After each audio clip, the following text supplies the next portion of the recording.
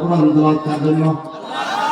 জোরে কুল ইন্না সালাতি ওয়া নুসুকি ওয়া মাহইয়ায়া ওয়া মামাতি লিল্লাহি রাব্বিল আলামিন।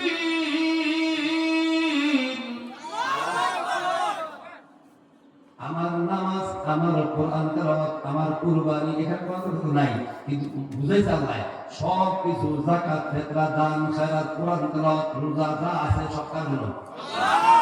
সব কার জন্য? আল্লাহর জন্য। যখন আপনি নিয়ত করবেন যে আমার কোরআন তেলাওয়াত, আমার সত্যের হাফেজ হবে, এটা দুনিয়ার জন্য না, কিসের জন্য?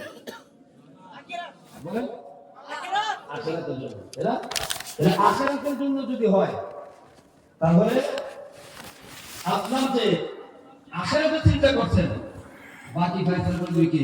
আল্লাহ। জোরে কয় না।